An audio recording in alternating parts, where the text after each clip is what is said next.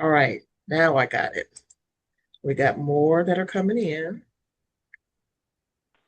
All right. Good afternoon, everyone, and thank you all for joining us for today's A Month of Service presentation of property taxes, exemptions, and protest exemptions and payment options.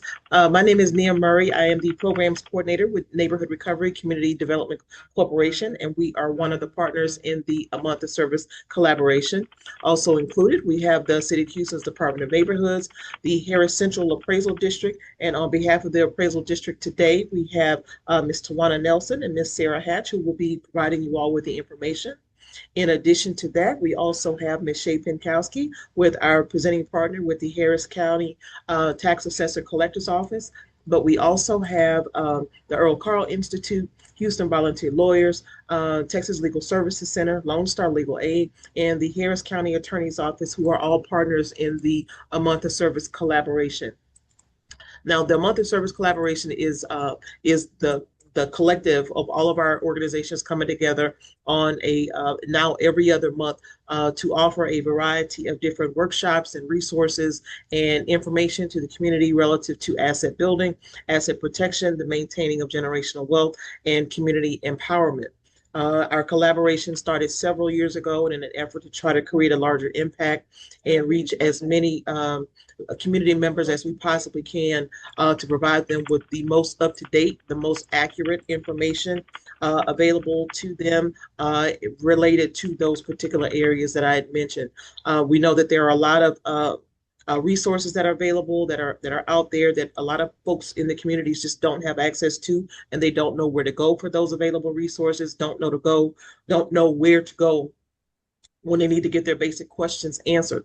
And with the fact that this is now protest season that's coming up, majority of you hopefully should have received your valuation notices, and you need information about the appraisal or the valuation process, the exemptions, protesting the property taxes, your payment options if you haven't paid your property tax bill as of yet. And we're here to provide you with that information once again, and also to help with dispelling the myths of a lot of misinformation that's out there. We know that a lot of folks rely on various resources for information, i.e., internet, social media, TikTok, all of that kinds of stuff, where you have these pseudo experts that are out there to tell you things that not necessarily related to Harris County or the state of Texas. So we're here to make sure that we give you again, the most accurate and up-to-date information that's available to you. So with that being said, this is your opportunity to ask questions of the professionals with the appraisal district and the tax assessor's office so that you can get those questions addressed. However, we are on a public platform. We do broadcast live from our social media page. We do record this session. We do send it out to everybody that has registered to attend the event for today. So we want to try to protect your privacy as best as we possibly can. So we do ask that you try to keep your questions as general as you can. There will be people monitoring the chat. We will be answering and re-asking the questions aloud at the end of the presentation so that everybody can kind of hear the same uh, answers to the questions that you may have had. But we do try to ask that you keep them, again, as general as you possibly can so that your personal detail information is not getting out there for everybody to have access to. So don't give us information or type information into the chat, because the chat will be included in the recording as well, you know, with your address, your subdivision, you know, where you live, you're married to this person, so and so just passed away or whatever. Please don't give us any of that detailed information.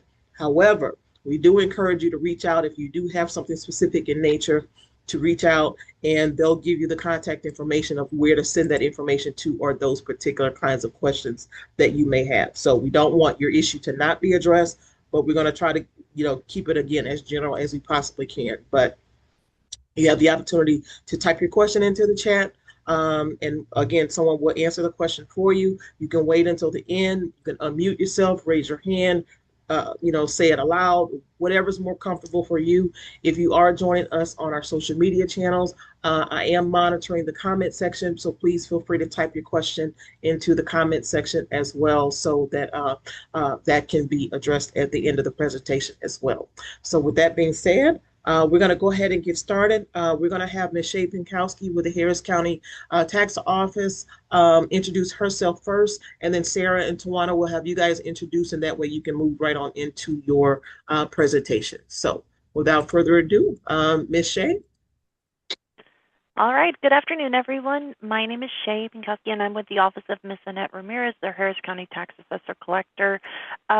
Just brief introduction. I manage the Customer Service Department, and I'm here to help answer some questions, as well as give some information. I am aware that my camera is lagging, so I might turn that off just because I think it's a little distracting. But I'm here to help and assist, and I hope to be able to answer some questions today. So thank you for your attention. Thank you for your time, and I look forward to it. Okay, Ms. Tawana and Sarah. Hi, my name is Tawana Nelson. I'm with the Harris Central Appraisal District. I'm an exemption specialist. If you have any questions or concerns, of course, you'll place them in the chat. If you have other questions, then we'll answer them at the end also. At any rate, welcome to the chat.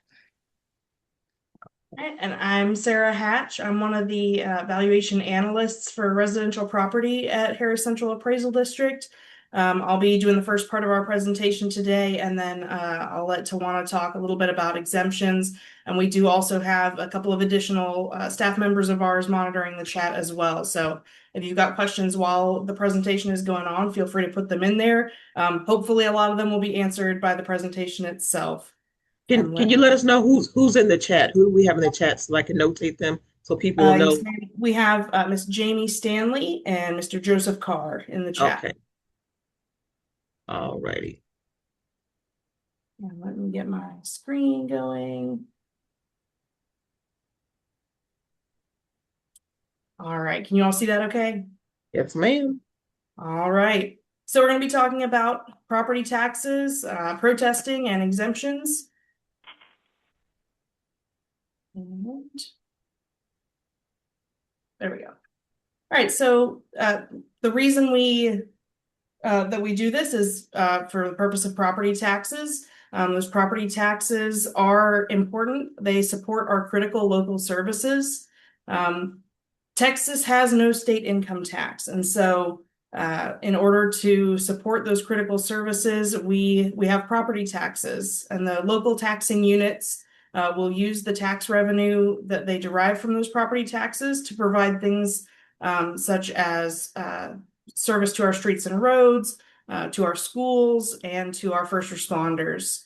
There are over 600 different taxing entities in Harris County. So the school districts are kind of the biggest ones, and then we also have mud districts and the cities themselves, and just like I said, over 600 different taxing entities. And so you'll have several that have jurisdiction over any given property. All of this is governed by the Texas State Legislature. That's where all the property tax laws originate. And there is oversight over the whole process by the Texas Comptroller's Office in the Property Tax Assistance Division. So the role of central appraisal districts includes primarily that we are determining the values for the properties. So we appraise all county property, whether that's residential, so your home, commercial for businesses, agricultural properties, industrial properties, and business personal property. So all those different types of property, we have a responsibility to value each year at 100% of market value as of January 1st of each year. And all of that comes straight from the state tax code. Another primary role of the appraisal district is to administer exemptions, also to certify the appraisal rolls. So once we've appraised the properties and gone through the protest process, and we certify those rolls and we hand them over to the taxing jurisdictions to be able to set their rates accordingly and generate the tax bills. The reason that the central appraisal districts exist is to have one centralized method of valuation for the properties. It keeps the system fair. It keeps you from having one value for the ISD and a different value for the mud district and so on. So it keeps everything consistent. And it's overseen locally by the chief appraiser, as well as a 9-member administrative board of directors. So talking about our appraisals, again, we're required by the tax code to be at 100% of market value. This means that when we're looking at sales and we're determining the values for a given neighborhood, we need to be valuing based on 100% of the market value of the sales that occurred in that area. And we have oversight over this. The state conducts property value studies of the central appraisal districts to ensure we're in compliance. So every 2 years, they will conduct a study to determine whether we are within a reasonable range of 100% of market value based on the sales that occurred. Our values are conducted by the process of mass appraisal. So we're not looking at each individual property and determining a value just for that property in isolation. We're valuing properties in mass. And so we're valuing typically whole neighborhoods at a time based on the market activity in that neighborhood. So again, that value derived is based on sales. That's our number one indicator of market value for the properties. So Harris Central Appraisal District is responsible for 1.9 million parcels, parcels meaning individual properties, and we're serving over 500 taxing jurisdictions in Harris County. So this is an example of what your notice of appraisal, your annual value notice would look like. This will have your appraised value, which is the number used in calculating your tax bill. This may be the same as your market value, or it may be lower because of a 10% appraisal cap for properties with homestead exemptions. So we'll have the appraised value, which is like I said, the number used in calculating your tax bill. It will also have the market value. This is that 100% market value, the value at which we estimate that the property would sell for to a willing buyer on the open market. So on the left side of my presentation here is where you'll see kind of the example of what one of those value notices looks like. You see the appraised value first up there and then the market value below it. You'll also note I have a highlighted portion here up on the top right portion of the page is where you'll find what's called an I-file number. It's a very important number for you to have and to keep for your records. It helps you with filing your protest, and we'll talk a little bit more about that in a minute. But that's where that number can be found, is on the top right portion of your value notice. And then the protests are based on the market value that's listed on this notice. So while your appraised value is what the tax bill is based on, what we are determining is your full market value. And when you come into protest, that's what we're talking about, is your full market value. So here is another sample of that value notice. Again, up there on the top right is where you'll find an I-file number. We've got kind of an arrow pointing to it. This number is what you can use on our website in order to file a protest. So you can conveniently file a protest online at www.hcad.org/ifile. That's where you can use that I-file number to sort of create a portal for yourself and file your protest. And once again, those protests are based on that second number, the market value. And so this is a sample of what the second page of your value notice will look like, and it has some additional helpful information. It includes land and improvement value. So what that means is, on the first page, you have your overall market value. On the second page, you'll see kind of how that's broken out into the value that we attribute to the land that your property has, and then the value of any improvements on your property. And when we say improvements, we're not talking about, home improvement. We're not talking about remodels or renovations. When we say improvements, we mean anything that is over and above just the land that's on your property. So any buildings, any additional features that you've added to just that empty lot. This second page will also include your previous year's appraised value. So you can kind of compare that to this year's appraised value.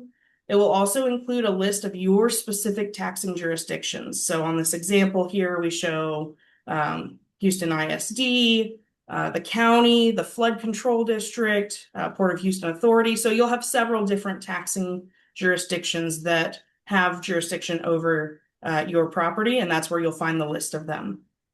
You'll also find information on any current exemptions that are applied to your property on this second page of your notice.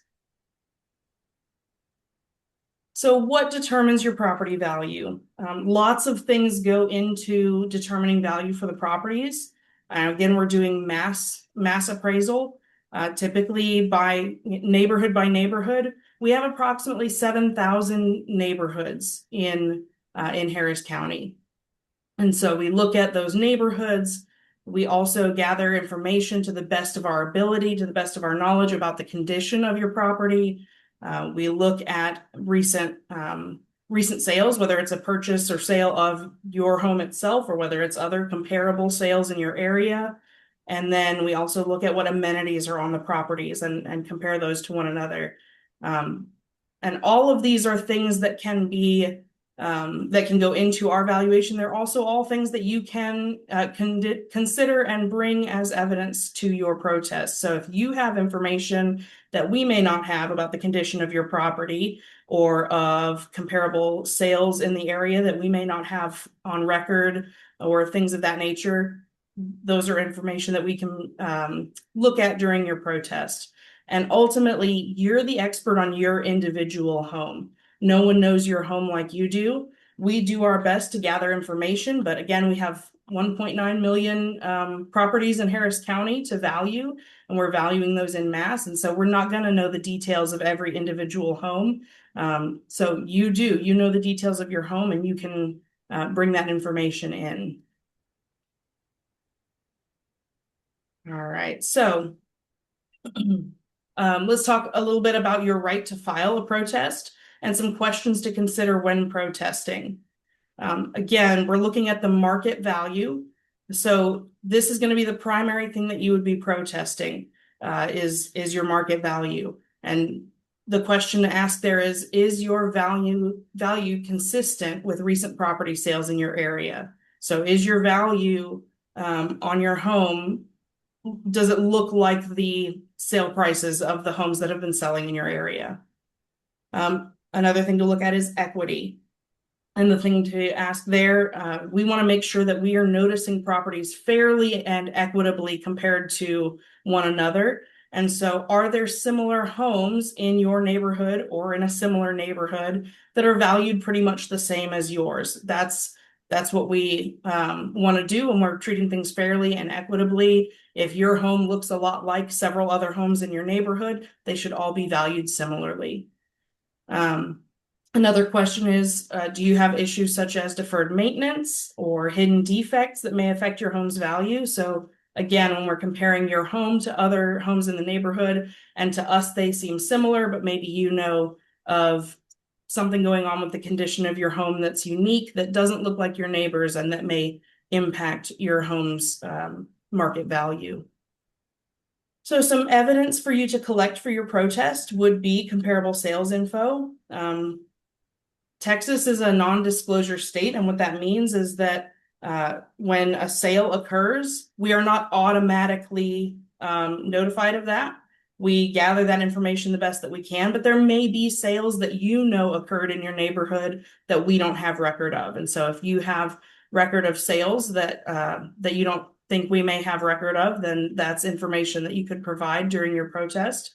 Again, hidden defects of your home or other condition issues that are going on there, or repairs that are needed. If you do have repairs that are needed, it's very helpful for us to have photos of the condition of your home, as well as estimates for the cost of repair. Now, ideally, both photos and estimates are something that we want to be pretty up to date. And so we'd like to know, again, we're valuing each year as of the condition of your home on January 1st of that year. So this year, when you're protesting, everything about it is going to be the condition of your home as of January 1st of 2026. And so if you have condition issues that were present as of January 1st of this year, and you want to bring in photos and estimates regarding those needed repairs, we'd like to see them be pretty current or pretty close to that January 1st valuation date. So if you have photos, it's always really helpful if you have a date stamp on them to show that they're current. And same with repair estimates. If you've got an estimate from a contractor, it's good if we can see on the date there that it's a current estimate. All right, so some different methods and types of protests. There is a paper form that you can fill out and mail into the district or to submit electronically. It's also, we've tried to make it very convenient to file online with that iFile system. When you do file online, you have the option of opting into the iSettle program. This kind of takes the place of coming into our office for an informal hearing. You can opt into iSettle, and if we're able to make an offer, an electronic offer to you via email through that program, then that takes the place of an informal hearing, and you have the option to either accept that offer or to then go to a formal hearing. If you don't opt into that iSettle program, or we're not able to make an electronic offer through that program, you can come to what is called an informal hearing. So this can be done either virtually on online, or it can be done in person with someone from the HCAD staff. And that is just a one-on-one between you and part of our appraisal staff to discuss any evidence you have for your home, for your protest, and see if we can come to an agreement of an appropriate market value at that level. If so, then that's great, and you're done with your protest process for the year. And if not, again, that can go to the next step, which will be a formal hearing. So if you're not able to settle either via the iSettle program or the informal hearing process, then you go to a formal hearing, which again can be done virtually via a program called WebEx, or it can be done in person in our office with an appraisal review board. So this is a separate panel. They're separate and distinct from HCAD, and they consider between Harris County, Harris Central Appraisal District and your protest, and they come to a determination of value. So that can either be a 3-member panel of appraisal review board members, or it can be just one single member who listens to that case and makes a determination. There are additional methods beyond that formal hearing. If you're still not satisfied with the outcome of that, there are additional methods, including arbitration and litigation, but those do typically have some fees involved in filing those. All right, so reviewing our evidence. Once you have filed your protest, our evidence is provided to you at least 14 days prior to a scheduled hearing. So once you filed your protest and received notice of the date and time for your hearing, and at least 14 days prior to that, our entire evidence package will be available to you to access and to review. It includes sales that are in your immediate neighborhood. It includes sales from surrounding neighborhoods.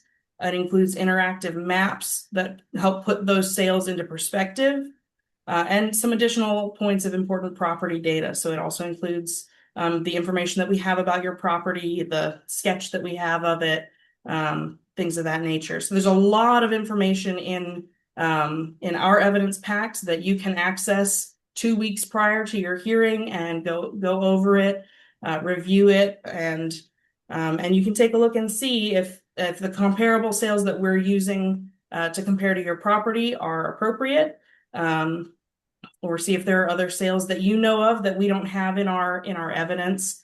So one thing that's important to know about our evidence packs is that because of state confidentiality laws, this information can only be disclosed after a protest is filed. This is not something that we're able to provide to you before in order to help you decide whether to file a protest. This is only available after you've filed a protest because it's confidential up until that point.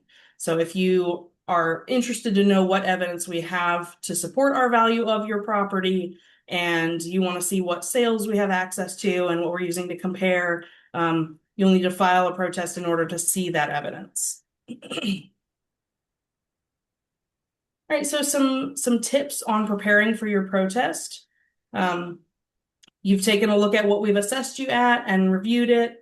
You've gathered your own comparable properties, whether of sales, or whether that's equity comparisons. If you say, hey, there are properties that look like mine in my neighborhood, but I'm valued differently, and you want to take a look at those. Any documented issues with your property, like we've talked about, and again, supported with photos and with estimates. Those are all very helpful to us in determining how best to account for that, for your value. Make sure that you've filed your protest on time.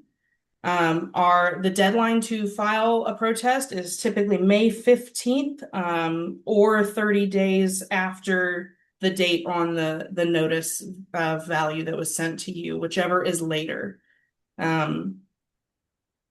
Let's see. Also, once you've filed and you've gathered all that evidence, you have had the opportunity to go to an informal meeting.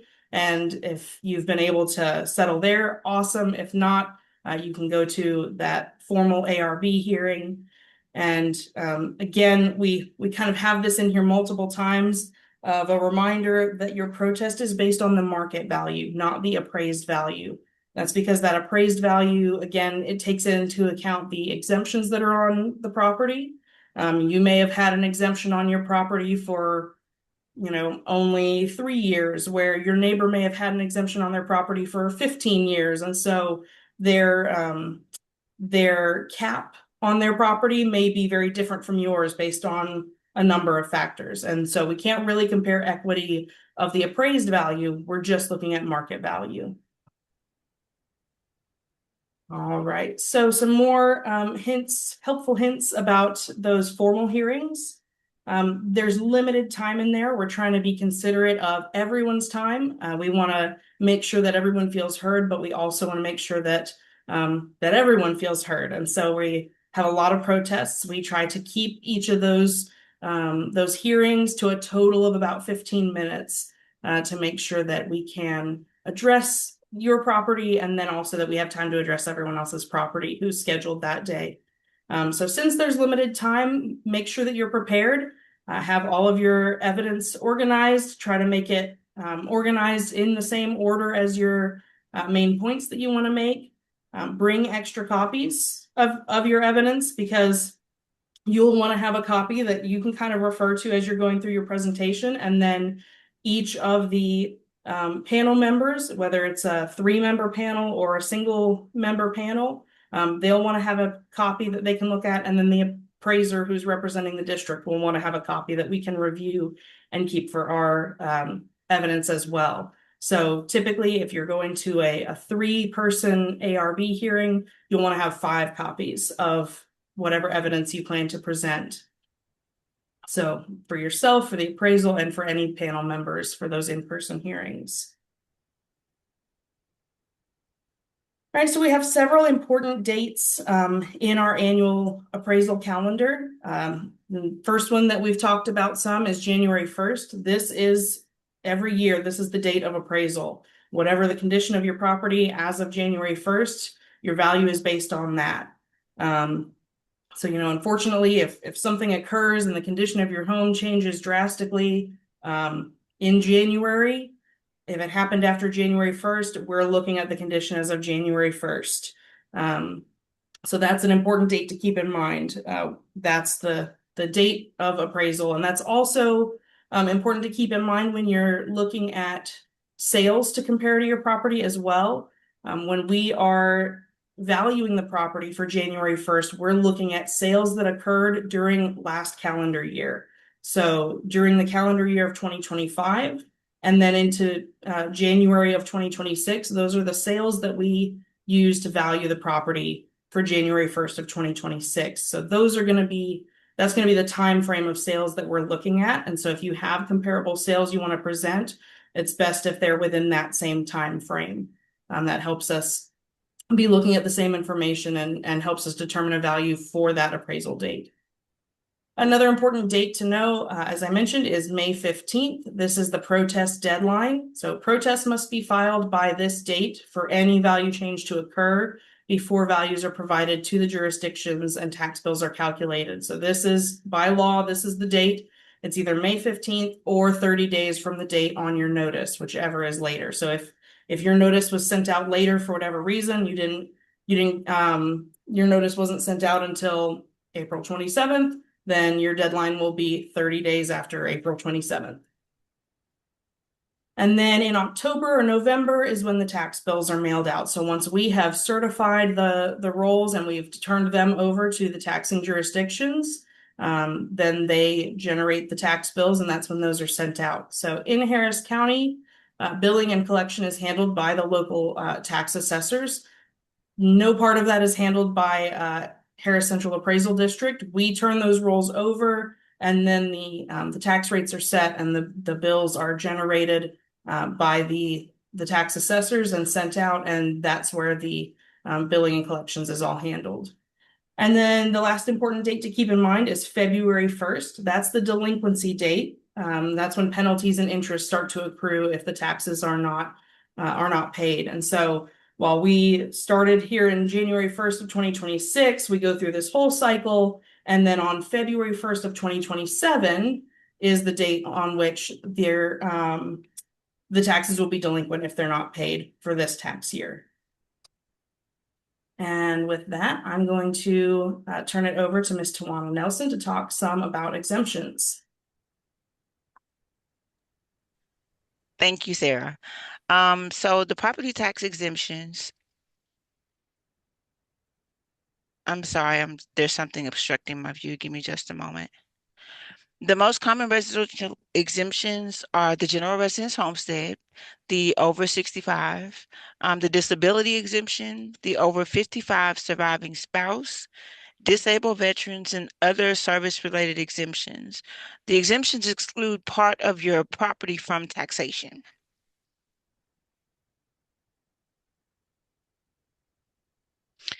The most common residential exemptions are the general residence homestead exemption, which is section 11.13 of the tax code. You must own and occupy the home as your primary residence. The documentation required is proof of ownership and a Texas driver's license or state-issued ID. It provides a 10% appraisal increase cap, which means that from the first year that you have your full residential homestead, your property value from that year to the next year cannot increase by more than 10%. The general residence homestead exemption also offers a $140,000 school tax exemption by state law. Other exemptions may be offered by various jurisdictions, city, county, special district. It depends on where you live. The over 65 and disability exemption. The over 65 exemption, you qualify for the entire year that you turn 65. It does not matter if you turn 65 on December 31st. You'll receive your the over 65 exemption for that entire tax year. The disability exemption, you will qualify for the entire year that you became eligible to receive disability benefits under federal old age survivors and disability insurance. You can either submit the information from the Social Security Administration, or you can provide us with a physician's statement. The benefits for either exemption, you get an additional $60,000 exemption for school taxes, and school taxes are limited or frozen. Exemptions granted to homeowners with general residence homestead exemption. You're eligible for tax deferral and to pay taxes in installments without penalties. Other exemptions may be granted by individual jurisdictions. There are special payment options offered by the tax assessor collector. The immediate residence homestead exemption is an exemption that's granted when you qualify upon occupying your home. It's regarding new builds or homes where the previous owner had no exemptions. You must apply before the first anniversary of the date the property was acquired. If the previous owner did not have exemptions or the home was never occupied, the exemption will be granted as follows. The first year will be a prorated exemption. The second year will be a full exemption, which also establishes your cap eligibility base year. If the home was previously owned and receiving exemptions, the previous owner's exemption will remain for the remainder of the applicable tax year. Airship exemptions. The steps for receiving airship exemptions if ownership is shared by multiple heirs. The important questions are, is the property for which this application is submitted an heir property? That's the ones that you see highlighted in section 3 of the homestead exemption application. And then the second was, do other heir properties do other heir property owners occupy the property? Those two questions must be answered if you're submitting an airship exemption application. The information needed with your application is an affidavit establishing ownership of interest in the property. This can be an airship affidavit or Form 50-114A under affidavits. The death certificate for the prior owner of the property, a copy of the property's most recent utility bill, a citation of any court record relating to the applicant's ownership of the property, if applicable. How to apply for the exemptions. The exemption wizard helps you determine if you are eligible. You can go to www.hcad.org to find out, or you can mail a paper form. You can submit your application through our website. You can use the mobile app or email. Depending on when submitted, the processing time may take longer. It's important to submit everything at once to avoid delay in processing. Once applied to your account, you will be notified. How-to videos for completing your application is available at www.hcad.org, forms and popular forms. The annual exemptions confirmation card. The confirmation card is typically mailed in December to those with existing exemptions. The front part of the card gives you your property information as far as for your account number. It has your street address and which exemptions are on the account, as well as the property owner's name and the mailing address that we sent the notification to. On the back of the postcard, it shows you that for the previous tax year, you had a specific exemption which showed on the front, and then for the coming up tax year, you would have that same exemption if nothing has changed at your home. If you need further information or wish to contact us, we're located at 13013 Northwest Freeway, Houston, Texas 77040. You can also contact us at 713-957-7800. Through our website, you can also look up information. You can go to www.hcad.org. There you'll find maps, forms, property search, instructive videos, remote hearing instructions, workshops, and events. And if you would like to, there's under hcad.org, once you get there, if you click on contact us, there's going to be a form that pops up where you'll be able to submit your question through our website. Also, just to conclude, I would like to let you know that I'll be available since my part of the presentation is done to assist in the chat with the questions and also the live stream questions. Thank you.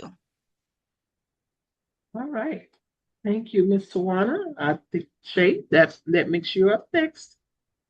All righty, let me make sure that my screen can get shared. Bear with me just a second. All right, can everybody see everything okay? It's loading. Yes. Yep, got it. Wonderful. All right. Well, hello, everyone. Again, I'm not going to be showing my camera just because I do find it to be a bit distracting because it's lagging so much. But my name is Shay Pinkowski, and I'm here with the office of Annette Ramirez, who is our Harris County Tax Assessor Collector. And I'm going to be sharing some information about how your bills are calculated, what options you have for payments, as well as some new and exciting things that have been happening this year. So I'm just going to go right into it.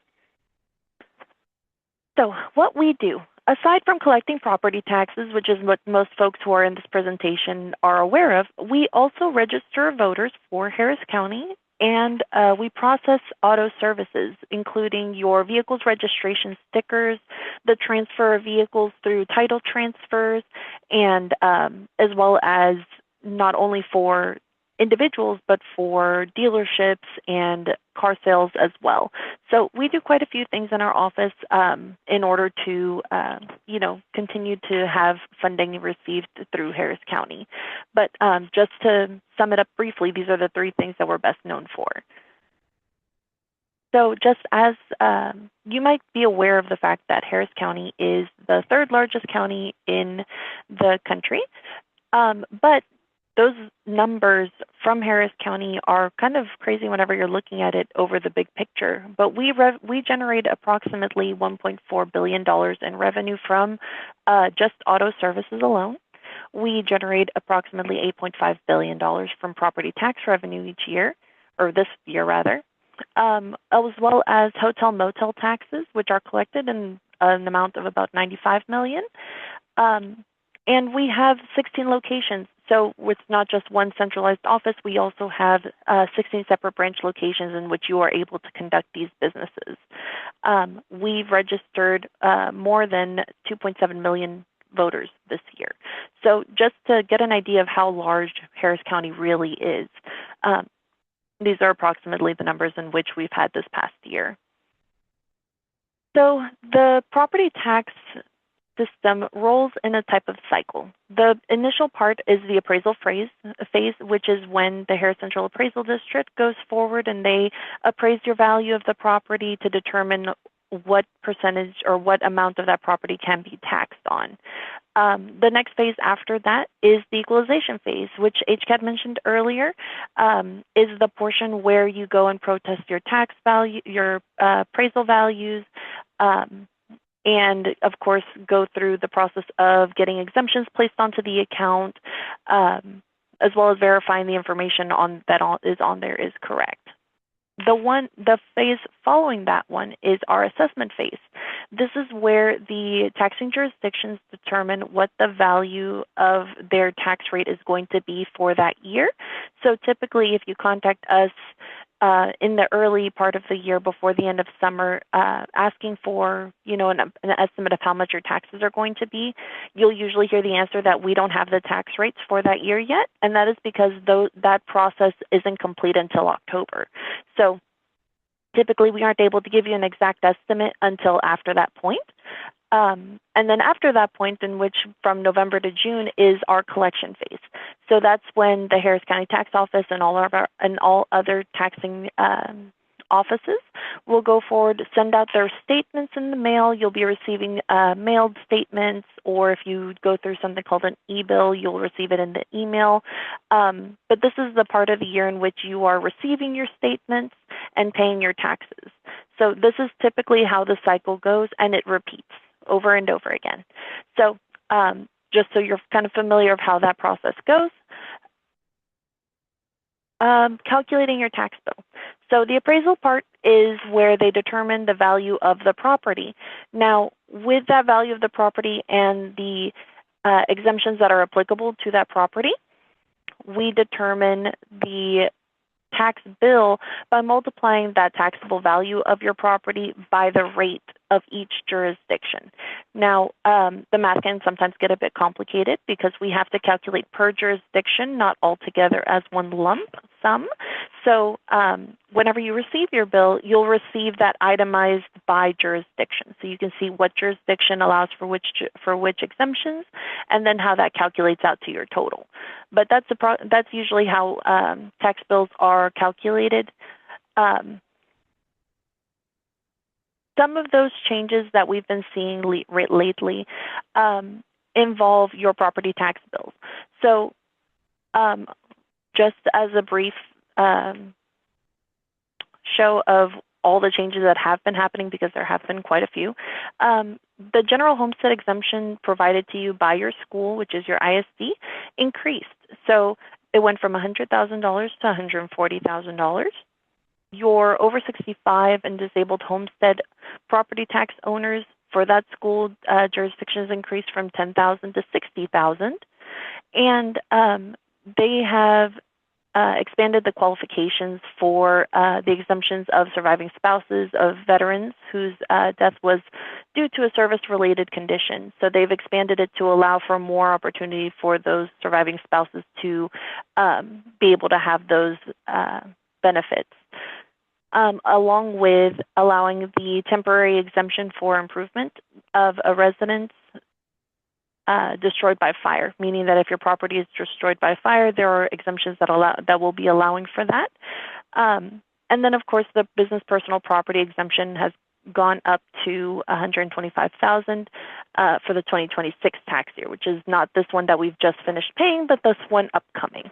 So there are quite a few changes, and things are changing every day. So it's really good to stay involved and to make sure that you're aware of what changes are heading your way. So we have here some brief calculations based off of the information that is at the bottom, which is a tax bill for the values of the properties that are listed there. But these are based on Houston ISD, the City of Houston, Harris County, the Harris County Port Authority, Harris County Flood Control, Hospital District, along with the Harris County Department of Education and the Houston City College, previously Houston Community College. So based off of these jurisdictions that are applicable to most of the folks who are living in Houston, you can see approximately how much your bill would be without any exemptions versus with a homestead exemption versus with a homestead and an over 65 exemption. So as you can see, the differences vary quite a bit, having almost $8,500 due on a property of $400,000 versus with a homestead exemption, getting that reduced by almost $3,000, and then getting it reduced even further once you have the homestead and over 65 or homestead and disabled persons exemption applied, getting it reduced to $1,516. Similarly, for a property that is of a smaller value of $250,000, you can see that the property originally would have been collected something in the realm of $5,000. Versus a property with a homestead exemption, that same property, having a statement of little over $3,000 with the homestead, it's a reduction of $2,000, and homestead exemption and disabled persons or over 65 would total up to be a bill of about $71. So you can really see the difference between not having any exemptions versus having the homestead on its own and having the homestead and the over 65 or homestead and disabled persons exemption. So we really like to make sure that those folks who are applicable to those exemptions are applying for them in order so that they would have a reduced bill. So it is really important that you are aware of what is available to you and how to get that process taken care of and getting those applied to your account. Another benefit that a lot of folks aren't really familiar with is something called the tax limitation. And I do feel like a part of the reason that a lot of folks aren't acknowledged in that fact is because it is something that is done automatically. It's not something that you have to go apply for. This is just something that happens when a property owner with a homestead and an over 65 or a homestead and a disabled person's exemptions are owners of the property for more than 2 years. You start to see this, you might see this tax ceiling depending on the values. But essentially what it does is it limits the increase of your school jurisdiction's taxes. So in this case, for Houston ISD, for instance, if the property collected the initial year in which you turned 65 and had that 65 years or over exemption applied to the account, the following year, even if the value of your property dictates that you would pay a higher amount the following year, your taxes would stay frozen at the same value in which they were the year that you turned over the age of 65. So that is a really big help for folks who are over the age of 65 or disabled and who have that homestead and exemptions applied. Because, like I said before, it's not something you have to apply for. It's just something that is automatically calculated in your bill. And essentially, your tax bill for your school district, only the school district, would not increase past the amount in which you had the first year that you turned over the age of 65. So it's very helpful. You can always pay less. You just would not pay more than you would have in that year.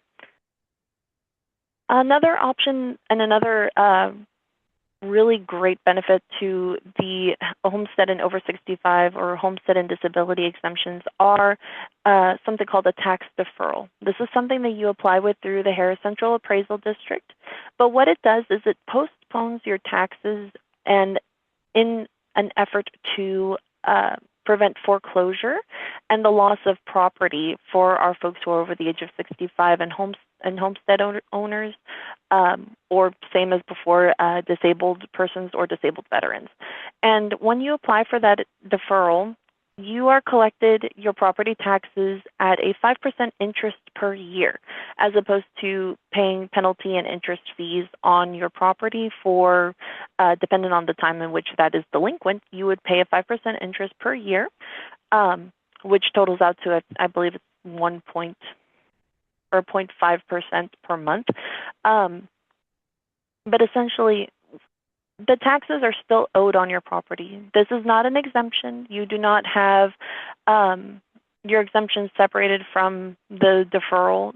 You would still be collected on the amount after exemptions, but those taxes that are due are postponed and give you the opportunity to have additional time in which to make those payments without incurring those additional penalties that would normally apply.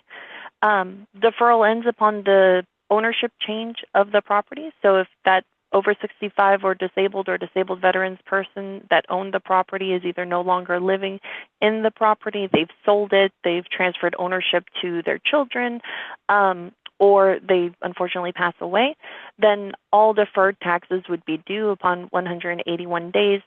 They have to pay with the 5% interest.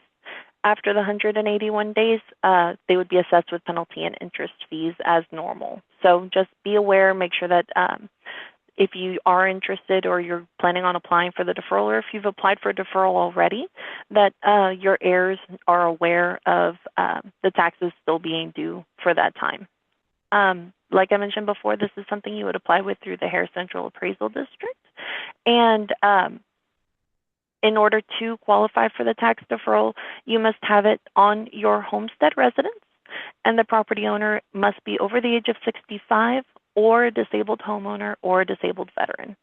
And just one small note that I would like to include in that, while it is very helpful to have the deferral for those just-in-case situations, you are still able to make your tax payments as normal. You're not required to defer your taxes, but it is a protection in the cases of the need to have those deferrals coming up. You will want to consult with with your mortgage company if your property is still under a mortgage, as not all banks will allow you to defer your taxes while still making payments to a mortgage. So just keep that in mind. Another benefit that our over 65 disabled persons and disabled veterans homeowners have is something called a quarterly payment plan. Now, this is something that our taxing office allows for, which essentially splits your entire bill. So the bill that is due at the end of January each year, that bill can be split into 4 equal payments. And each of those 4 equal payments are due at the end of every other month from the beginning of the year. So first bill due end of January, the second quarter being due at the end of March, the third quarter being due at the end of May, and the fourth quarter being due at the end of July. Now, you do have to submit a request for this quarterly payment plan to be taken into effect, and it cannot be begun more than a month late. So initial payment is due in January. If you miss it and you pay in February, we can still begin that, although you do get penalty and interest fees for that first payment. But so long as you're able to make the consequent payments timely, then you're able to have it. But if it's past that first month late, then unfortunately it can't be applied. But for next year, whenever those tax bills become due, it is an option for those folks who have those exemptions and can apply for it. For those of us who are not over the age of 65 or have property that is not a homestead, maybe it's a business, maybe it's a separate piece of land without a building on it, no improvements, there are delinquent payment plans available to us through the Harris County Tax Office, and they allow us to make our payments with penalty and interest, but with proper planning and time.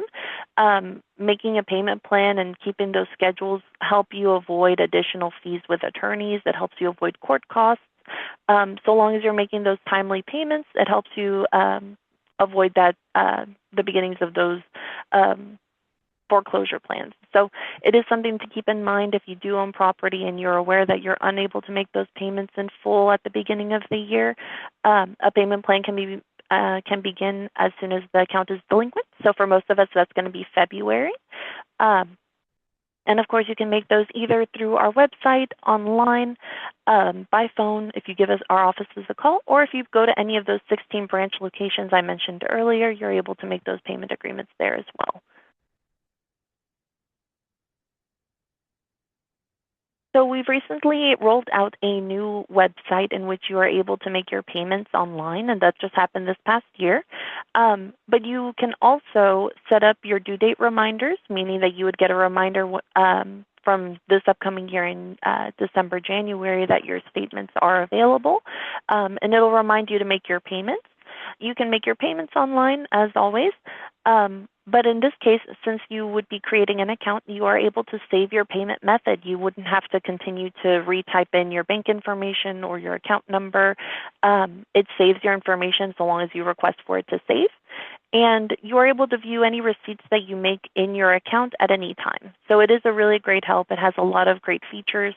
And we've actually just started allowing to accept prepayments, meaning that if you know that your payments are going to be coming up next year, you just purchased a property or you've been paying property taxes for X amount of years, you can go online and request for a prepayment plan. And what it'll do is it'll provide you an estimate based off of last year's taxes, and it'll split that amount up between the number of months from when you begin your payment agreement to October, allowing you that additional time to make any payments. There's no fees for making late. There's no fees for not making a payment, and it's not a required payment. It's optional.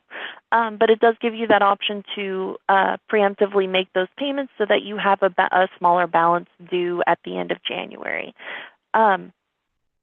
And that is something that makes it a lot more convenient for a lot of folks here. So I'm really excited to have that new program available. I've provided a QR code. If you'd like to go ahead and snap a picture of that, I'll give a minute and speak a little bit further on it. But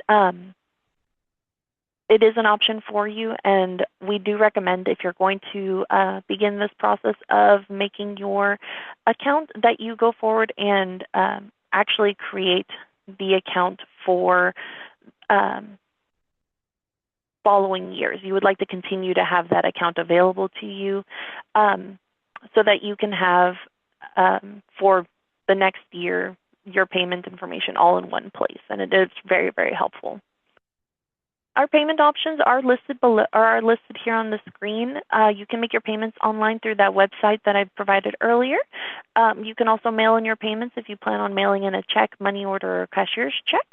You can do so to our P.O. Box.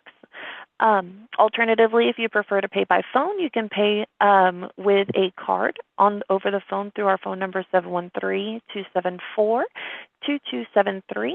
Or if you'd prefer to pay in cash or card or cashier's check or check itself, you can come into any one of our branch offices and make your payments in person. They'd be able to provide you with a receipt, and it is a very quick and easy way to make your payments. Now, there are some additional fees that we are required to collect for credit cards of 2.4%, in addition to our e-check payments, which are 50 cents per e-check. So if you have multiple payments, you can pay them all on one single e-check, and it's still the 50 cents. Cash, of course, at a branch, there is no fee, and there is no fee for paying with a check. We offer a lot of different methods of receiving information, along with making your payment plans and trying to assist our taxpayers in reducing the burden of paying your taxes.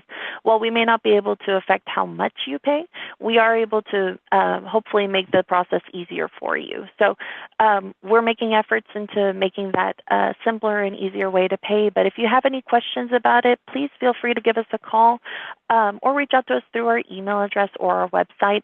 I've included the contact information below, and because I have been presenting here, I have not seen the chat, but I have been seeing several little notifications come up. So let me go ahead and take a look at that to make sure I'm not missing anything. I'm sure Neil will be hopping on here in a moment. Yeah. Are you guys ready for the Q&A part? Yep, I can go ahead and stop sharing whenever you're ready. Okay. All right. Let's go ahead and get that done. And I know Miss Tawana and Jamie and Joseph have been assisting with answering the questions in the chat. And I know that you guys have been answering in the chat, so I'm only gonna kind of go over a few of them that I know where people may have had the same kind of question. So to read it aloud, just to make sure that everybody hears the answers. So for those that cannot see, and also for the folks that are online, they can't see the chat. So I want to make sure that they all get the same answer. The question here, I believe this is for Sarah. If Texas is a non-disclosure state, how do you know what the neighborhood sales are?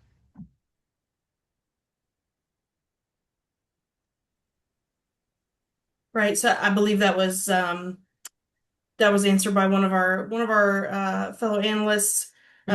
We receive that information through a vendor who provides us with some information. Some sales are disclosed to us, and so we don't get every sale, but we get quite a few of them through those alternative means. Okay. It says that you mentioned that the evidence is made available 14 days before the scheduled hearing.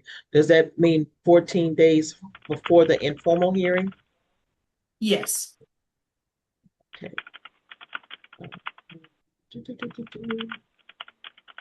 What is the best way to handle getting tax information about taxes due when there are one or more owners, such as the siblings?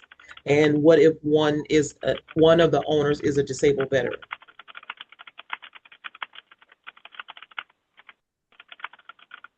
The best way to get information about taxes due, I believe, is going to be through the tax office. So I think that's a Shay question. I'm sorry, for which one? I'm trying to scroll through the chat. The best way to handle getting information about the taxes that are due, especially when there's more than one owners, like if they're siblings. And what if one of the owners is a disabled veteran? So as far as seeing the statements themselves, our new system allows you to add properties. So if each of the siblings created an account, or if they all had one joint account on our website, everyone would be able to see all the payments made, and they would be able to see what amounts are due for the properties or property. The traditional way would be the billing address or the mailing address that is on the statement, which is provided to us by the Harris Central Appraisal District. That is where we would send our statements in the mail. So typically old-fashioned way would be you would receive a statement in the mail, or you would have to check in through our website or check into our offices and request for the amounts due.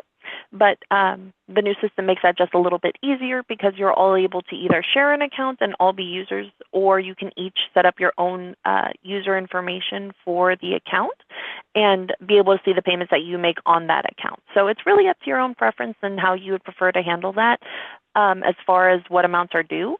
But as far as who would be exempt, or if any exemptions would be applicable, that's something that HCAD would be able to assist a bit further with, because at that point it would depend on, is that person who is, or is that sibling or heir that is disabled, are they living in the property? Is it just something that they have an heirship interest in? or what the exact situation is with that. And I know that we don't like to put all of our business out there. So as far as what exemptions might be applicable, that's something you'll want to reach out to the appraisal district for. But as far as seeing your bill, you're able to do that online or by either coming into a branch office for the Harris County Tax Office, or by requesting it over the phone or via email. So, Ms. Tawana, in that instance, if you got multiple owners and one of them so happens to be disabled, what happens in that situation? If they've already applied for their exemptions, okay, so from my understanding, the tax office only generates one tax bill for the entire tax year. So Mhm. if, depending upon their ownership, like let's say it's two siblings that live together and they're the only two there, well, what that disabled veteran is going to get his 50% of his exemption for the portion of the property that he owns. He just needs to apply for it. Okay. How long does the over 65 exemption remain in effect? The over 65 exemption stays on the account for as long as the person who is over 65 owns and occupies the property. So there is no renewal process or anything like that that needs to be done. It doesn't like fall off or anything like that. There's a possibility that it could happen, but before it happens, we notify you. One of those examples is the confirmation card that I was referring to in the slideshow. If that confirmation card is returned to us, then before we just take action, if someone is over the age of 65, we'll send them a notification in the mail letting them know we received a confirmation card back from you. Can you please explain to us what's going on at the property?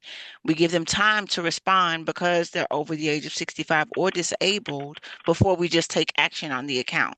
And we don't just send that one letter. We send like 3 different letters if we don't receive any type of response, and then we take action.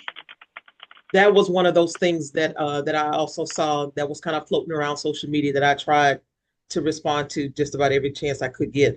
That people were under the assumption that they had to reapply for their exemption every year.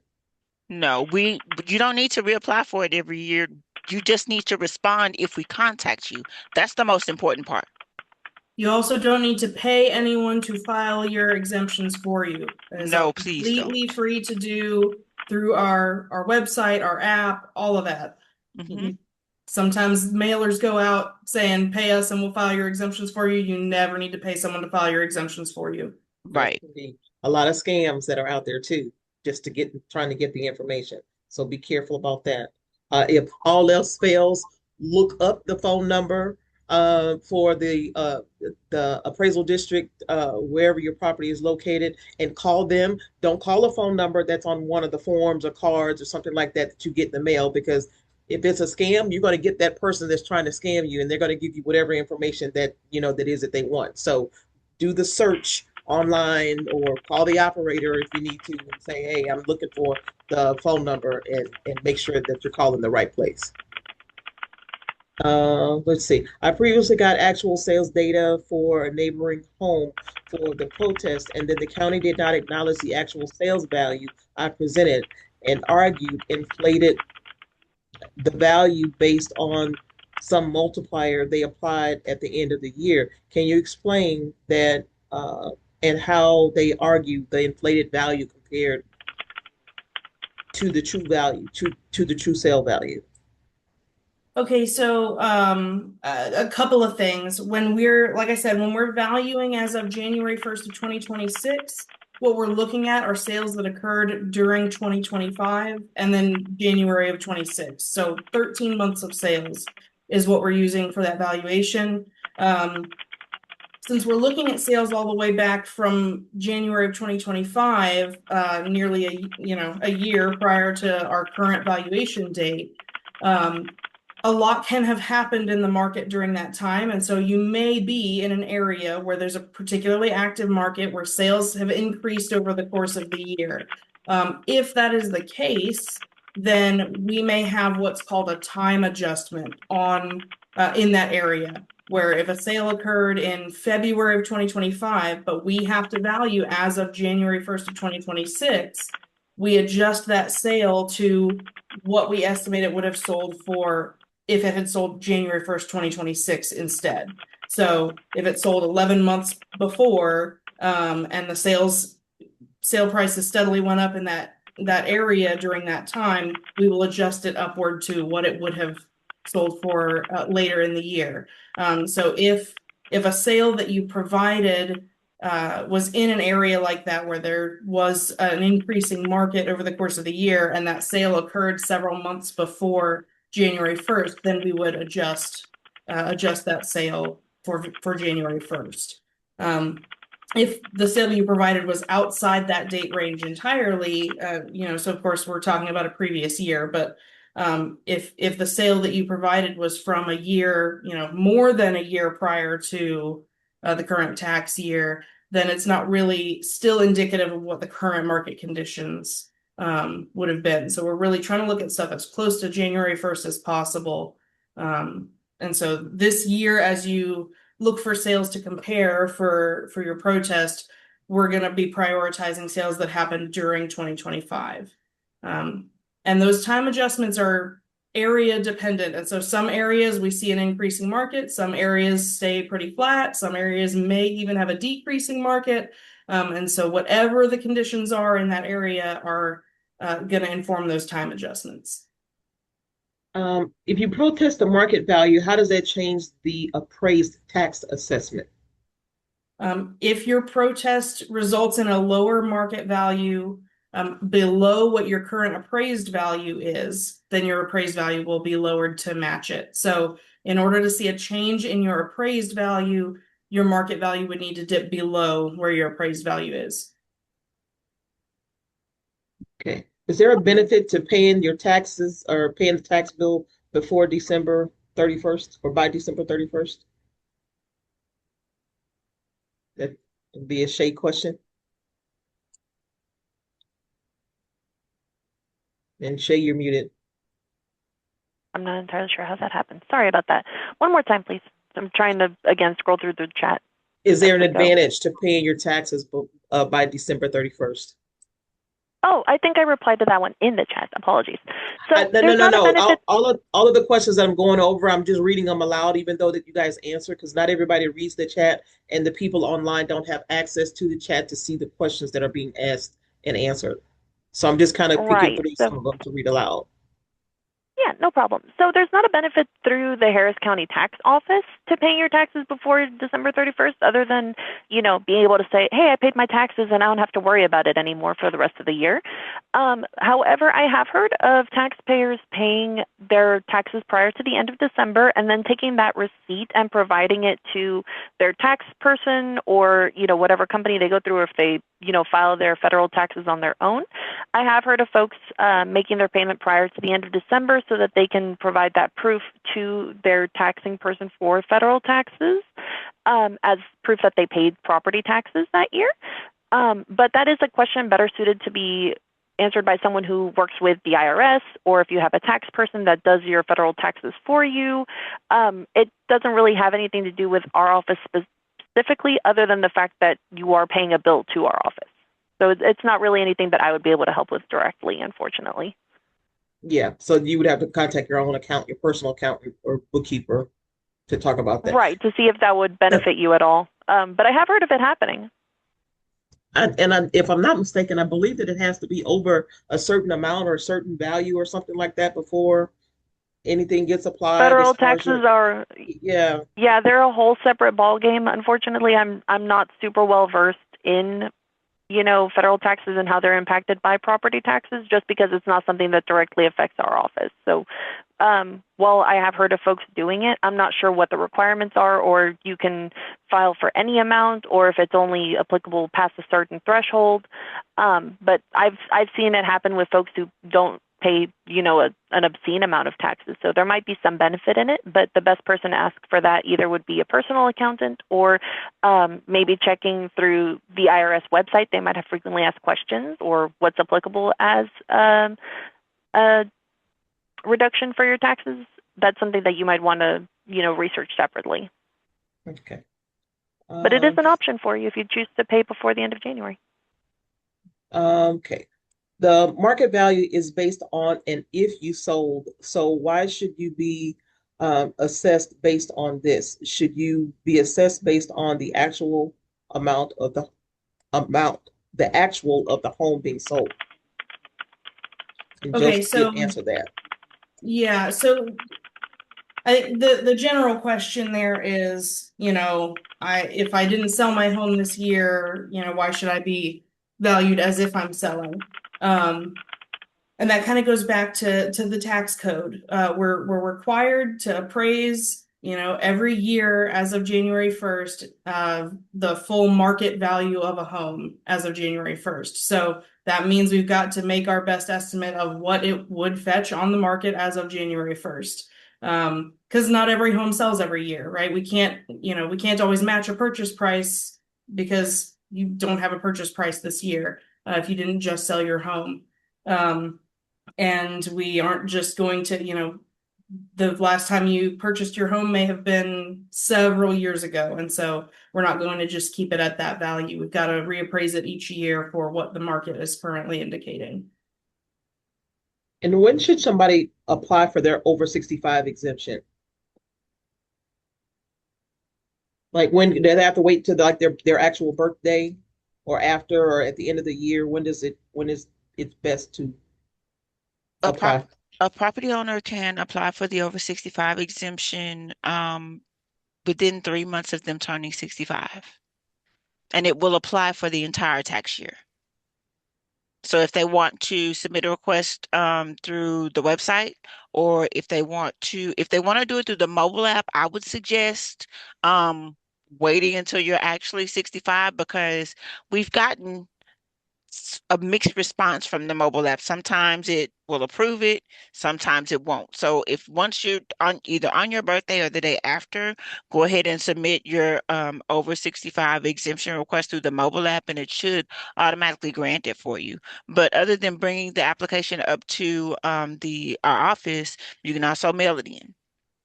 Okay. So what if somebody's birthday is like in December and If I was working the that exemption is application today, then I mhm. would have to send them a letter letting them know that they're applying too early. They can Yeah. so No. So my question was that if they wait until if it's for that year that they actually turn 65 and their birthday is not until like December and they don't apply until December, what happens to the 2026 tax bill because their exemption is supposed to be applied for 2026? Okay, so I understand. I apologize. That's okay. So when they apply for the exemption, once we granted it, we only send information over to the tax office once per month.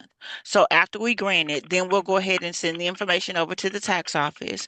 Once they've updated their systems, if the property owner has already paid their tax bill, then any amount that they overpaid for that tax year that they turned 65, that they submitted their application for, will automatically be refunded to them. Okay, so they still need to go ahead and pay the entire amount for that year. Don't wait until after Right. some exemptions and credits. Okay, got it. Okay. What is the difference between the I file and I settle, or are they the same thing? So I-file is just the process of submitting your protest. So that I-file number allows you to use our I-file system to submit a protest.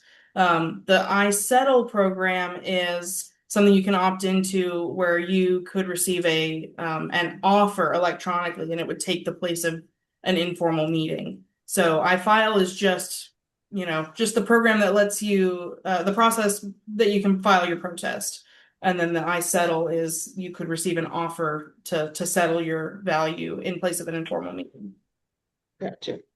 Let's see. If I'm getting quotes for repairs to protest the condition, should the quote be dated before or after the January 1st assessment date? And yeah, and the photos that need to be submitted, are they need to be before or after January 1st? Before or after doesn't matter so much as just the fact that it's very near that date. We're trying to do our best to get an idea of the condition of the property as of that date. So, whether it's December 28th or January 5th, as long as we can get an idea what the condition was as of January 1st, that's the most important thing. So You know, if it's more helpful to see what the condition was a couple days before January 1st, or after, then yeah, it doesn't really matter whether it's before or after, as long as we're close to that. Gotcha. Okay. How do you find out, Shay? This is Shay question. How do you find out the Mhm. amount that someone has had deferred, if they have deferred property taxes? So all of those deferred taxes are going to show on your statements as any tax amounts would. It's not going to hide it from you. The information is all going to be available on your statements when you get them every year, along with your statements online. So whenever you defer your taxes, that postponement only affects the penalty and interest that you normally would be assessed. Instead of paying penalty and interest, you would just pay that 5% interest per year. But all of that information is readily available for you online through a branch office, in person if you'd prefer to go in person, or if you were to call us over the phone and just request, hey, I know my taxes are deferred. I'd like to know how much my taxes are for how much I owe in taxes total. They'd be able to give you that information over the phone as well. Only difference would be if you were asking for, in order to pay later on, like state you were past that 181 days. Like I mentioned before, if once you pass that point, you start collecting based off of penalty and interest as if it had never been deferred prior. At that point, you might need to request it from us in an email or by going into a branch office to request it by a form. But if you're just asking, if you're over the age of 65 and you know that you deferred your taxes, but you just would like to know how much your taxes are in order to tell your heirs, you can do that by phone call. You can check on our website to see it online, request it by email, or go into a branch office and request for a copy of your statement. And all of that will be shown on there. Okay. I'm going to jump to a question that was emailed to me that I've always thought was very interesting. How does a person end up paying taxes for two separate counties? So it kind of depends on where the lay of the land is. So say, for instance, we have a couple of properties that exist in Fort Bend County, but they are also technically paying taxes to City of Houston. So they'll have a City of Houston tax bill because they're technically still in the City of Houston, but they're not located in Harris County. They're located in Fort Bend. So Fort Bend would collect for most of their taxes, but then they would receive a city bill from Harris County. It's also entirely possible that a property sits on a county I'm line. halfway. That's right. And may sit on a county line. There's whole neighborhoods that, that span two counties. And so half the neighborhood may sit in Harris County and half may sit in Liberty Fort County. Bend. And some of the individual properties will be on that line. And so wherever that line is drawn through your property, what we do is we try to determine, between the two counties, what portion sits in which county. And so then you should have, split jurisdictions where if 60% of your property sits in Harris County and 40% sits in Liberty, then 60% of the value of your property will be taxed in Harris County. Okay. Let's see. If I do an I-file, am I still able to do an informal hearing, or do I have to go straight to a formal ARB hearing if you're not satisfied with the outcome of the I-file? Sorry, can you say that one more time? If I do an I-file, am I still able to do an informal hearing, or do I have to go straight to a formal ARB hearing if I'm not satisfied with the outcome of I-file? Yeah, so if you opt into the iSettle program and we review and we are able to make an offer, because sometimes we review and we are not able to make an offer. So if we don't make any offer through that iSettle program, then you can still go to an informal meeting because you haven't had one yet.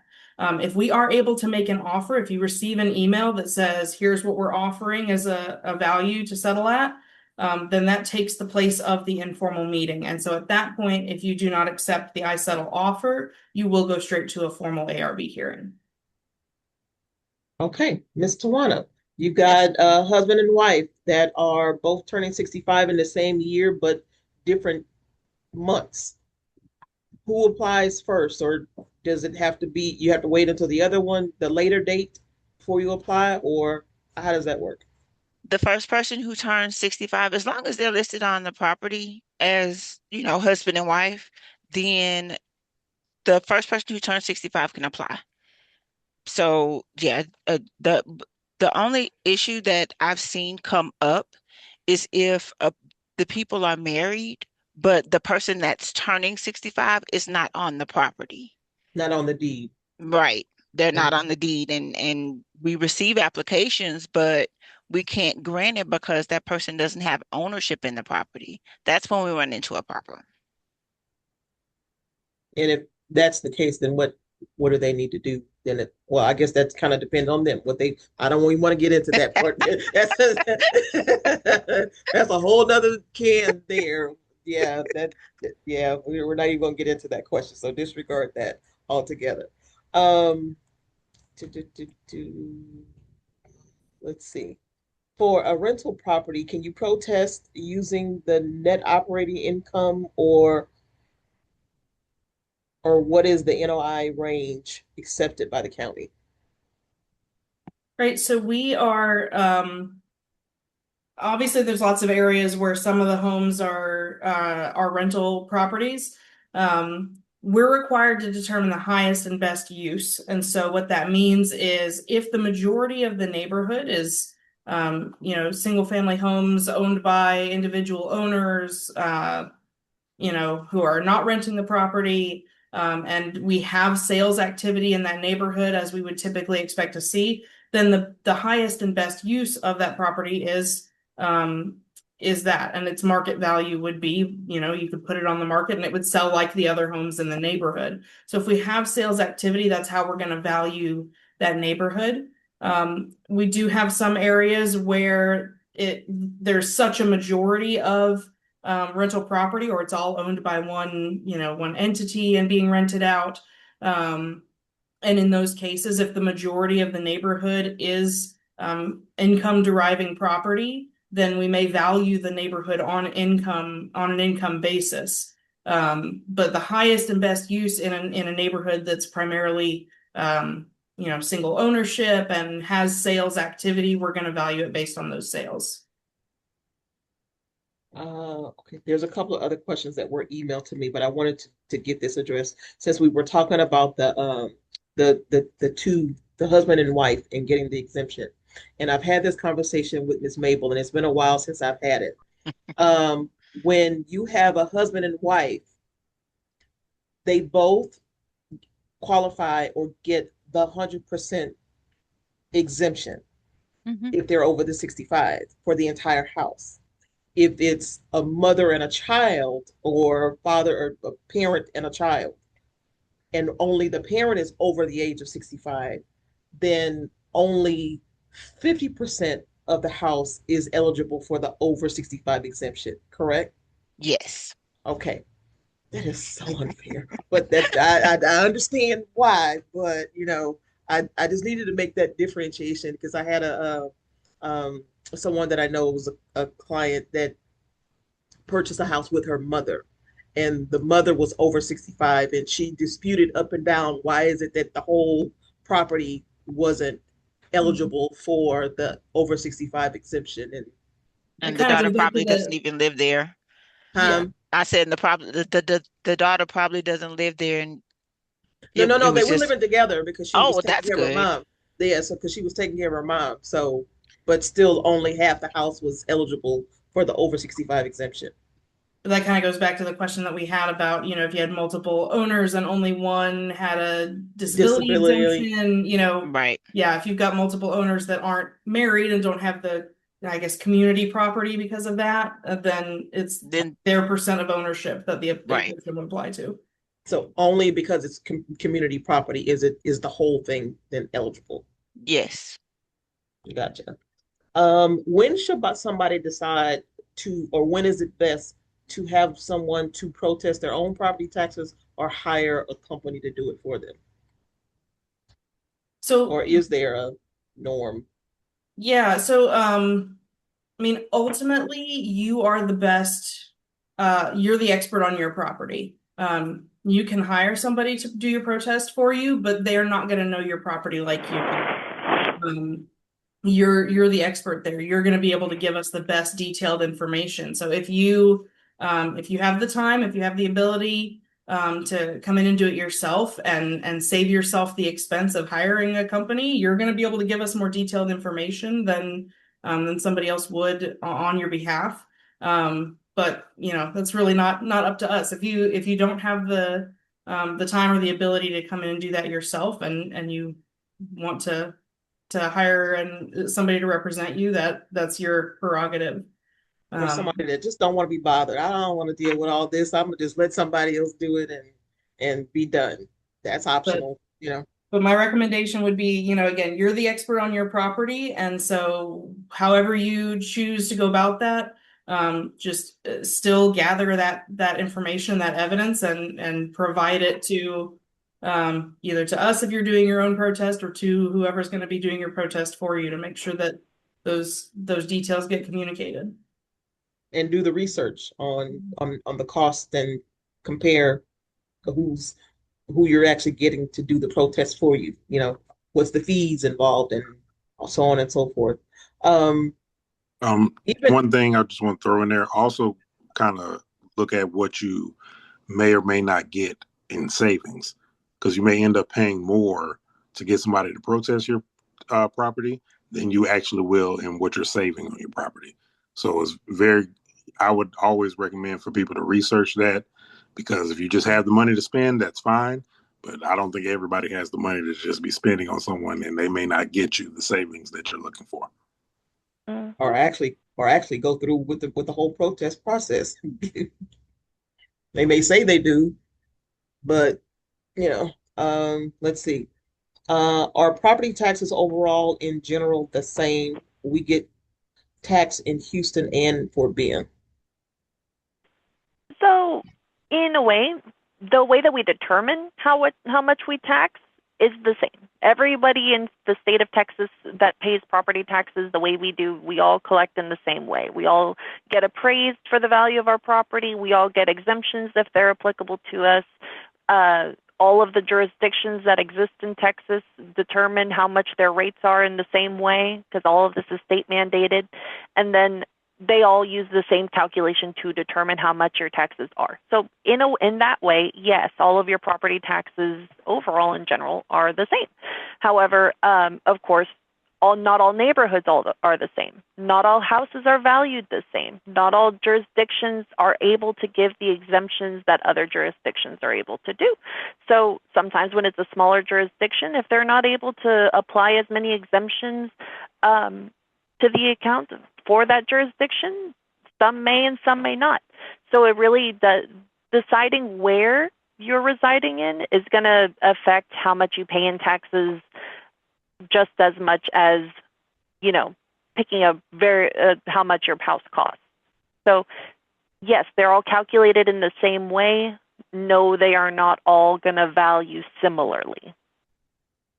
A more incorporated area of, you know, Harris County is going to get more taxes because they're always building up. They're always getting more streets done. They're always getting more buildings. They're getting more people living there. You know, street signs, lights, everything. You know, the property taxes that are collected for an area that is much more upkept is going to be more than a property that is already in an established area. So, you know, yes and no. Just kind of depends on the exact details of the properties you're looking at. Makes sense. Another interesting question here. How can you protest property taxes, or how can property tax protests be handled for someone who potentially has uh,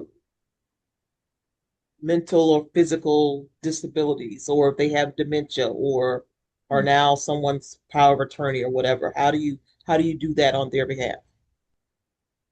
So, you know, you can designate someone to be your representative on your protest. So when you file your protest form, there's a section on there where you can designate a representative, whether that's, you know, not necessarily a tax agent who you would hire, but my brother, my child, my whoever, someone you have a personal relationship, you can say, I want them to handle this protest for me, as long as that name is listed on there. And then in the case of maybe someone who's like you mentioned, dementia, someone who has mental incapacity, hopefully there's already something like a power of attorney in place, and it helps to be able to have that documentation too. But as long as the representative's name is on our protest form, we'll typically honor that.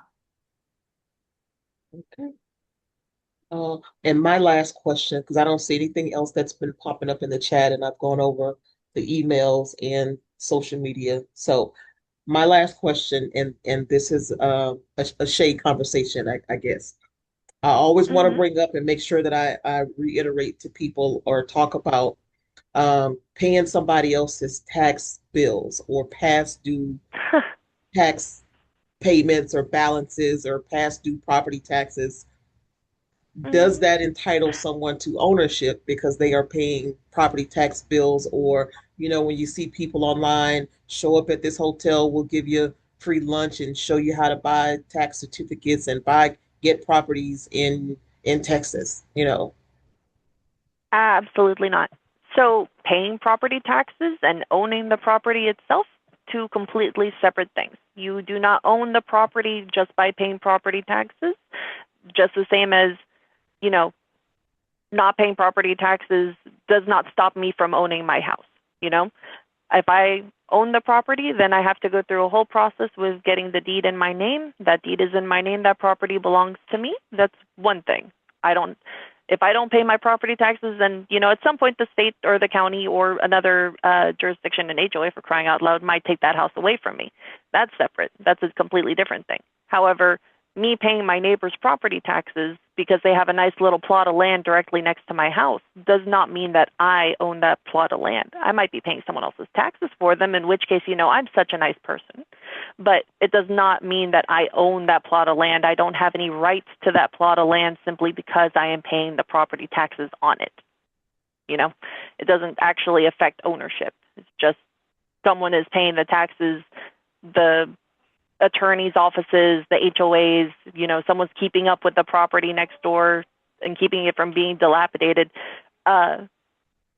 doesn't mean that I'm owning that property. I don't have any rights to that property. It just means that, the attorneys, HOAs, other entities that might have normally taken that property away from someone who wasn't paying their taxes can't do that, because at that point, no, the taxes are being paid. How does the state know? How does the county know, this person, is not supposed to be paying their taxes or has no need to be paying their taxes? It's just a paid piece of or a paid piece of property. So completely separate. Good. I've seen those things like just about every day, or even especially when protest season and tax bills, it's time for the bills and stuff to come out or to be paid. I see those things all over the place, all over social media, where people just assume paying somebody's property taxes makes them now the owners of the property, especially if they're on bordering on foreclosure or what have you.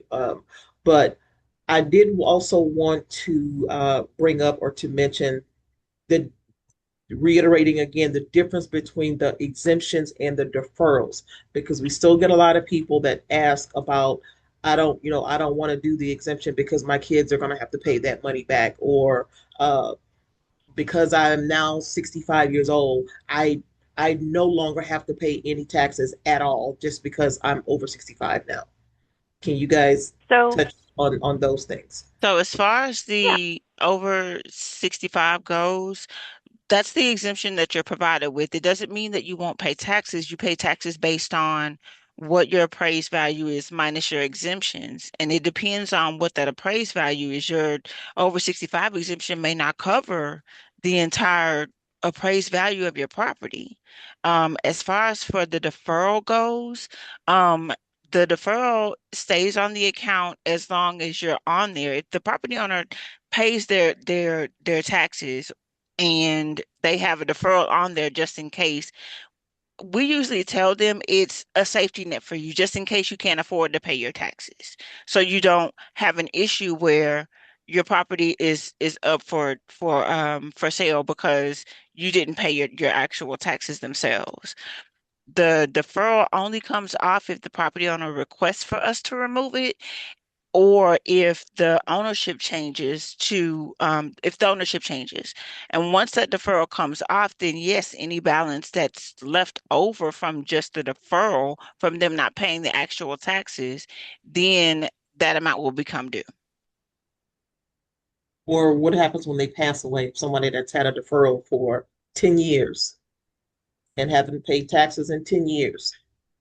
It depends on how long ago they passed away. Again, but we're only able to update the information based on what we receive from the property owner.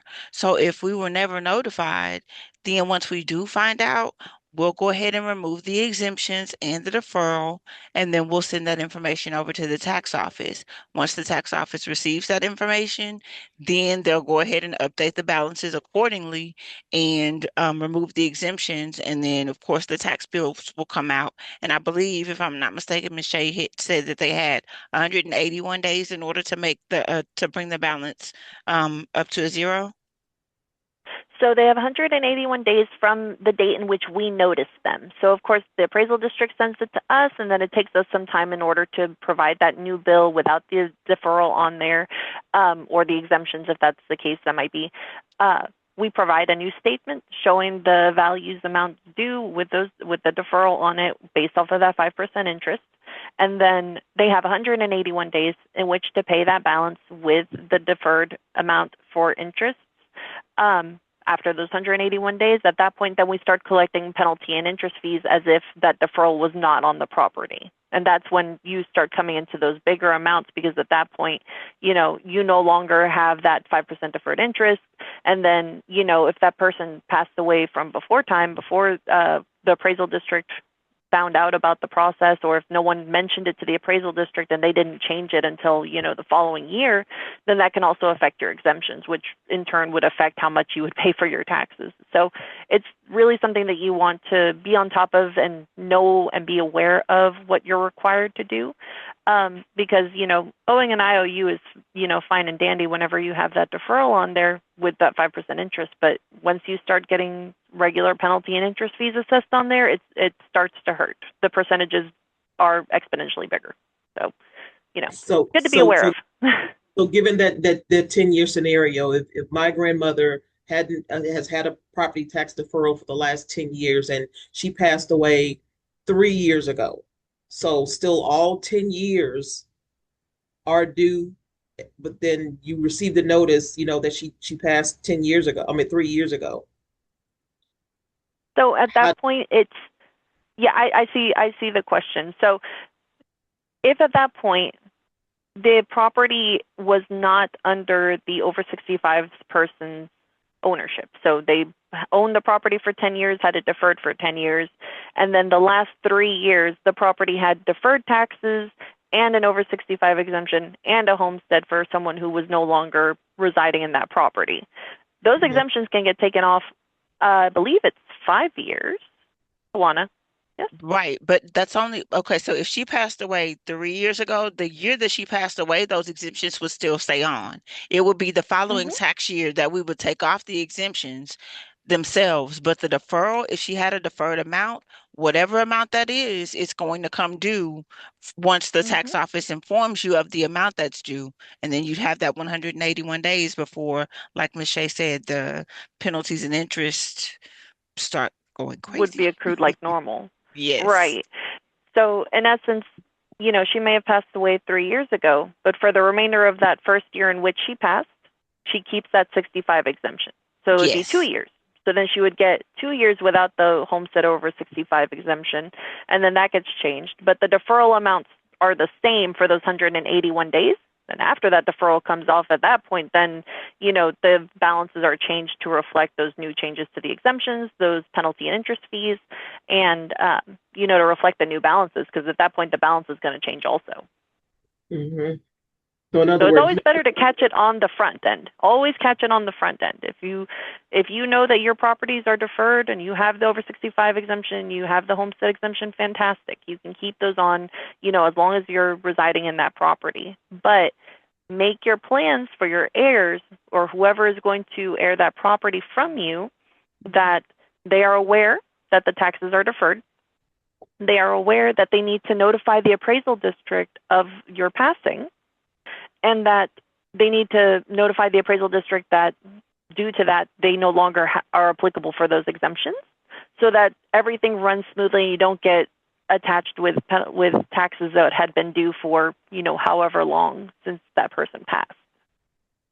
that's exactly why it's important to actually even have the conversations, with your parents and grandparents or the older folks or what have you, if they've got a deferral, because sometimes they don't even want you to know. They don't want to have the conversation or let you know that they're having some kind of financial difficulty and that they've applied for a deferral or what have you. So have the conversation. Say, hey, it's protest season's coming up. Did you guys get your tax bill? Or sitting around Sunday dinner and talk about it, have the conversation about it, because you don't want to come to find out grandma hadn't paid her taxes in the last 10 years because her pride wouldn't allow her to tell you that she's experiencing some financial difficulties and she just didn't pay that bill, and now everybody's scrambling to try to save the house because property tax bill is now due after she's passed away. So definitely have those conversations too, or just look up the tax bill, make sure it's there, it's available. Go online and go check to see if Granny paid her taxes this year. you know Instead of getting her a Christmas gift, everybody chip in and pay the property taxes for her, something like that, whatever. But have the conversation. That's all I said that to say. But I believe that is it. We don't have any other questions in the chat here. And I don't have any other ones that were emailed to me, and I hope I didn't skip over anybody's question. I had an Uh, I get it. individual message from someone who, I'm not sure they're even online anymore, but someone who missed the first part of the presentation and was Mhm. asking if they could get access to it. And so Yeah, I got that email too.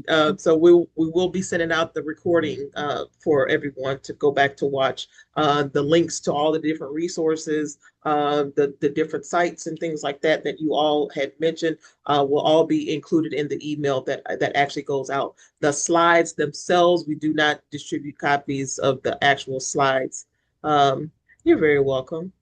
Um, the actual slides themselves, we do not, but the recording will go out. You can also catch go to the Amos Houston YouTube channel. All of the recordings are done live there and are also available there in the event you don't want to wait for the Zoom link or whatever to be emailed out to you. But all of our recordings are on our YouTube channel as well, so you'd be more than happy to go out there and go watch there or share it with somebody. I know that there's somebody that you guys may know that can find this, that finds this information to be beneficial. So we do ask that you share it, pay it forward to somebody else, whether it's a coworker, neighbor, parents, grandparents, whomever. Share the information, get it out to as many people as you possibly can, and don't allow them to continue to get misinformation or misleading information or wrong information from the street committee out there that's trying to tell them, what it is that their interpretation of things that doesn't necessarily apply to you. So please do that. Also, if if anyone may be experiencing property tax foreclosure or in jeopardy of losing their property due to unpaid taxes, we are having our property tax foreclosure presentation scheduled for tomorrow at 1 p.m. With the attorneys from Lone Star Legal Aid, along with the Harris County Attorney's Office, who's going to be kind of reviewing that process to let you know what happens when that tax bill becomes due and nobody's paid, what happens once it goes to the attorney's office and that collection process, and what your rights are and the remedy and the whole court proceedings and things like that that you would have to go through for foreclosure to take place, and how could you potentially save your home. So definitely tune in for that presentation tomorrow. That's going to be another great segue of information. We'll kind of go over a little bit, kind of just an overview of some of the information that was talked about here today as far as the actual tax bill itself. But we'll definitely get into that whole process about foreclosure and the prevention methods that can be done. So just go back to the website at nrcdc.org and register for the property tax foreclosure presentation for tomorrow. In addition to that, next month we also have another transfer on death deed clinic that's coming up on May the 13th. I'll be sharing that information out with you guys too, and that's a great alternative to make sure that your heirs receive your property in the event of your passing, that it goes to whomever it is that you want it to go to. It's a very, very good, cost-effective way to help with property preservation and maintaining that generational wealth. So please feel free to tune in. Actually, to attend, that would be an in-person session only. We will have the opportunity for folks to speak with attorneys, to have them review those documents, to have them notarized. And for those that income qualify, we will also be paying for the filing fees for the properties that are located in Harris, Fort Bend, Brazoria, and Montgomery counties only. A lot of those other smaller counties don't do electronic filing, so you would have to physically take the form to those counties themselves or mail it in directly to get that taken care of. But again, I'll send out the information about that. If there are any presentations that we don't currently offer that you guys need more information about or want to receive more resources about, please fill out the link that pops up on the screen following this session and kind of give us your feedback, give us your input. Let us know if this information was beneficial to you, if it was helpful, just kind of let us know how we did. So we're here to make sure that we get you guys the information that's relevant to you, that you're interested in, and that you need to hear. So reach out to us and let us know. We thank y'all very much. Miss Sarah, Miss Tawana, Miss Shay, thank y'all very much. And also to the other staff members from HCAD, Joseph and Jamie, who were assisting with, was that right? Was that Joseph and Jamie? Yes.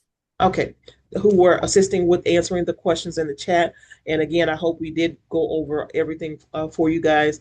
If there were any questions that I did miss, please feel free to email me and I'll make sure that it gets to the tax office or the appraisal district so that your questions can get addressed. But in the meantime, you all have a wonderful remainder of your day. Thank you guys for attending, and we will talk to you all soon. Stay safe and take care of yourself. We'll see y'all next time. Have a good All one. right. Thank Thank you so you. much. See you tomorrow. All righty.